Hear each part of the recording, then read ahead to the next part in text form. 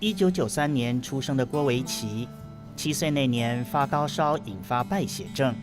为了保全性命，不得已截去坏死的四肢。他也因为这次生病，大脑受到了损害。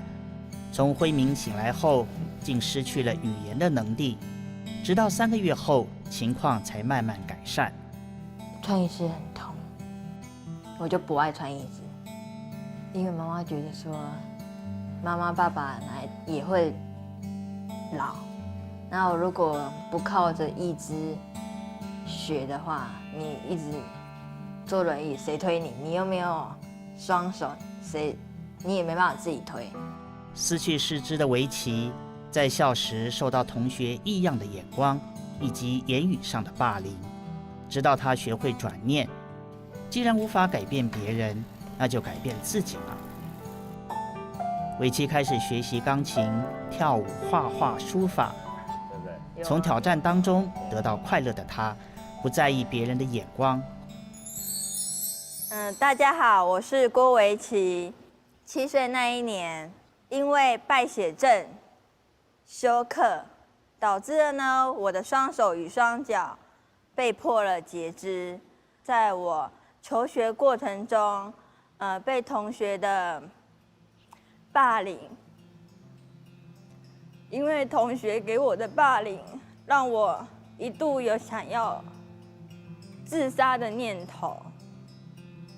那导致了我很不爱去上学，也曾经也拿着美工刀伤害了自己的双手与双脚。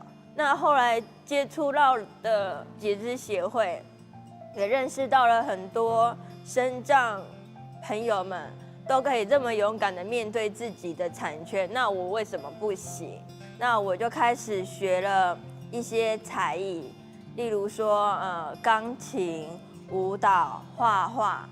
那想要让躲在角落边的人，看见我，和一般正常有双手双脚的人一样，可以做很多事情。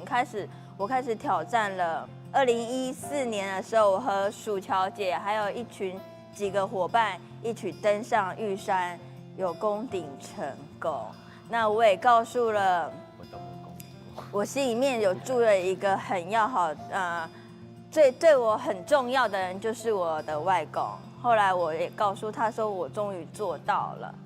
那别人就问我说，你下一个挑战要做什么？我就说我要挑战环岛18天旅程，纪念我生前的外公。然而我开始又开创了自己另一个挑战，每一年度都挑战一项。那我开始挑战了泳渡日月潭，后来又接着我又去挑战了飞行伞的任务，跑万金石马拉松7公里。老天爷帮我关了我一扇门，也会为我开一扇窗。我也希望以我的自身的例子去鼓励躲在角落边的走不开的人，这是我的人生体验。